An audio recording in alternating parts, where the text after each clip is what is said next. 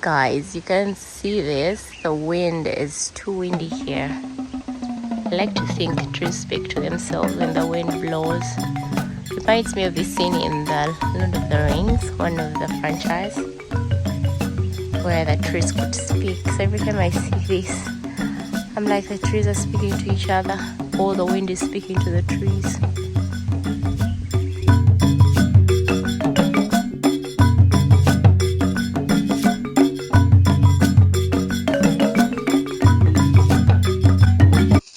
Hello guys, praise the Lord. Hope you're all doing well. Welcome back to Chelsea fans. So today I started this video at the bottom of a farm in the valley. In my language they call it Oruhanga. Yeah, this is where most of our water is. This whole place during the wet season, this whole place is filled with water. My boot would be almost covered, quarter way covered. This is where we border our neighbors.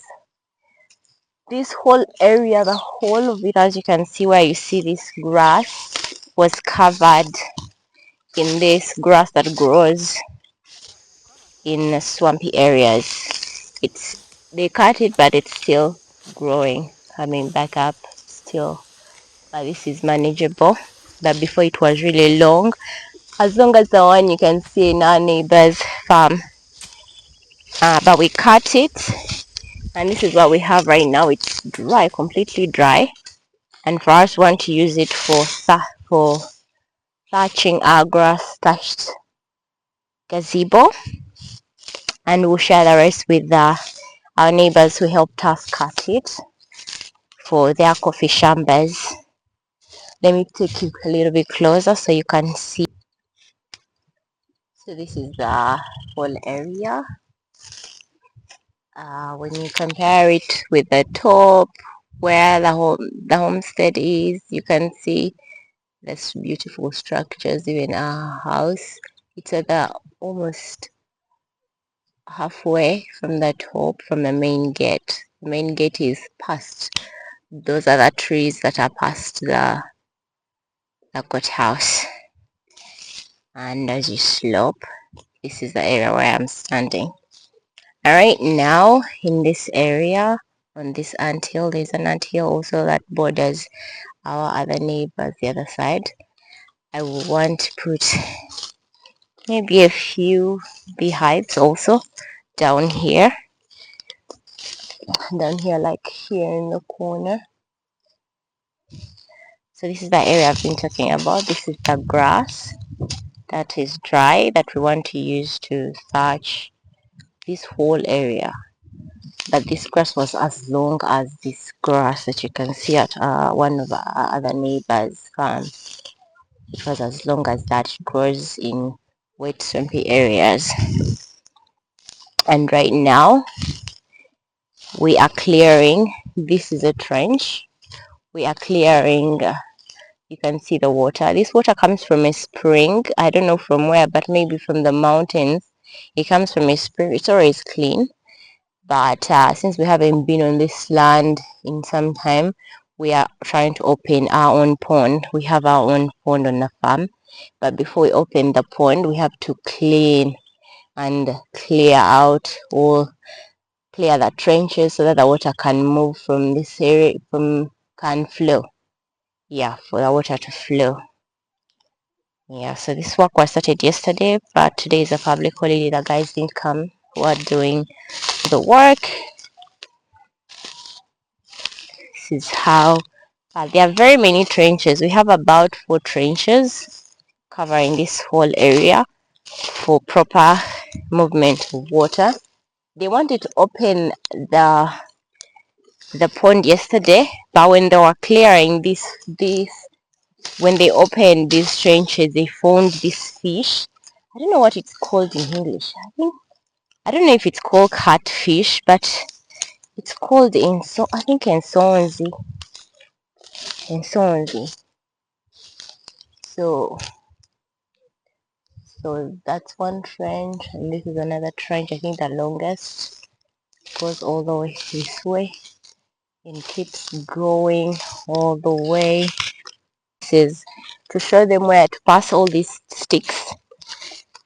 Even if it's a dry season, it's still quite muddy in some areas. You have to be careful as you move because the water is there underneath.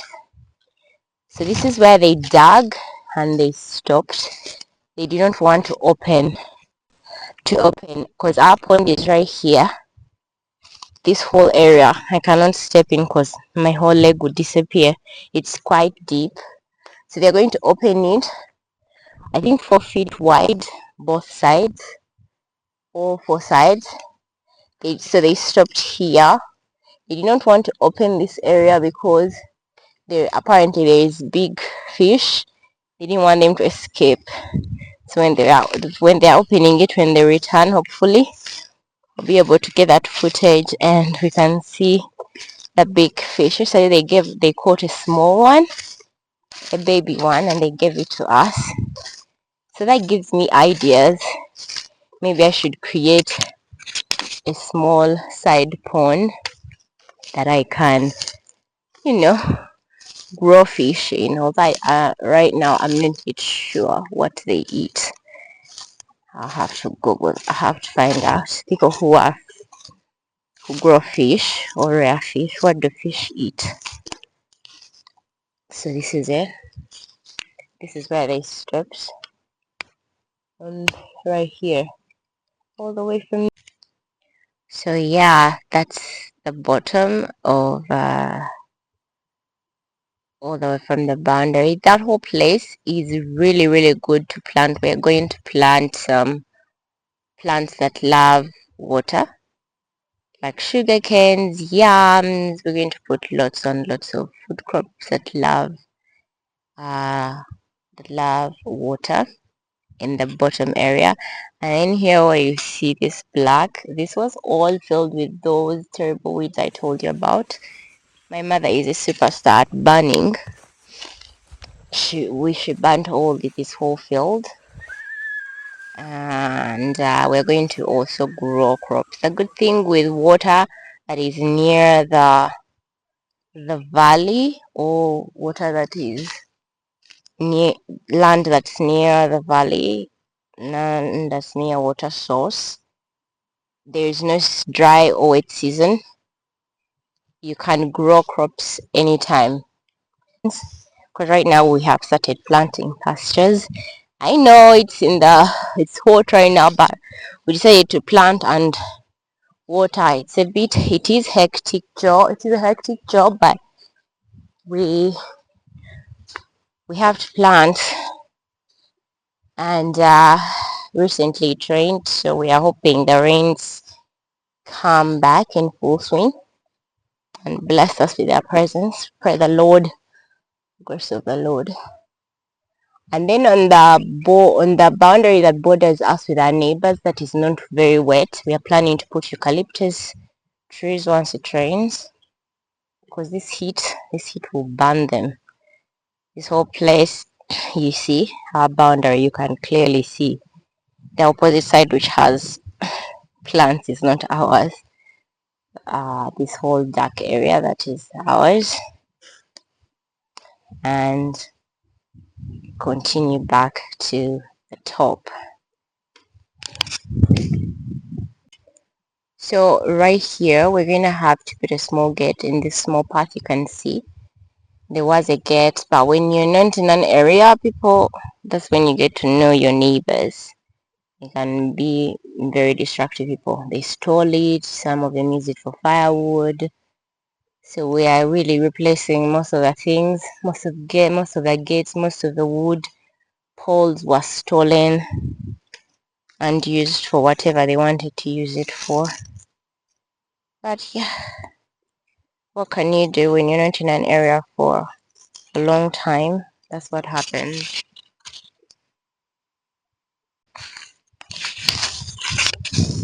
So directly after where the small gate will be, this whole area is an area that had this weed called kapanka. It's very tough weed, and it also creates this huge, like a hive. So but we cut it. This whole path was covered.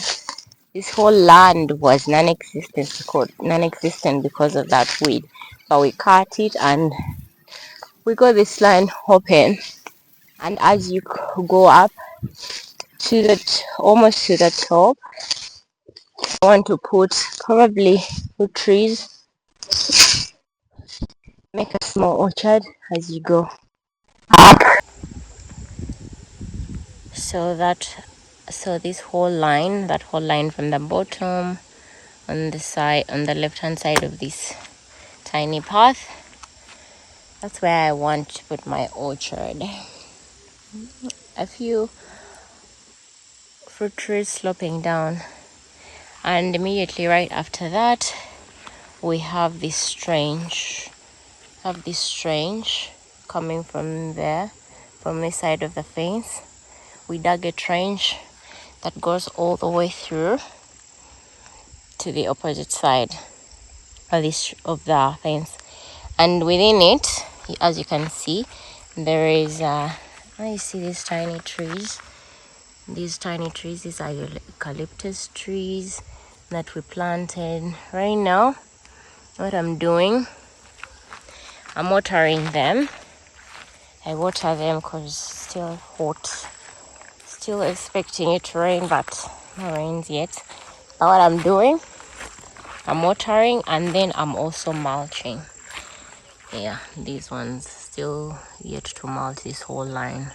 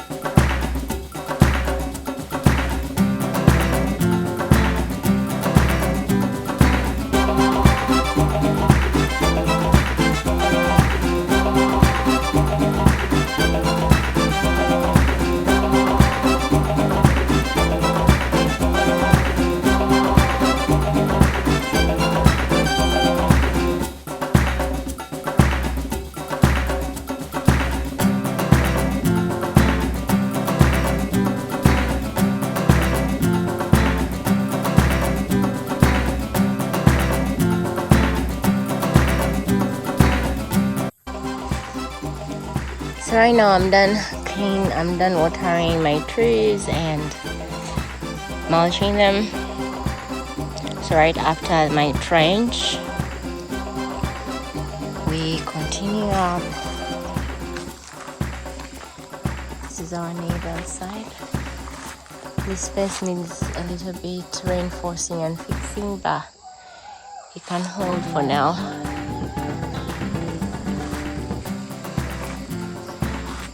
And then we have this mango tree on our property. It's the only cute tree that has great shade, but it doesn't bear fruit. I don't know what we will do about it because I don't want to cut it. I may just leave it there for its beauty.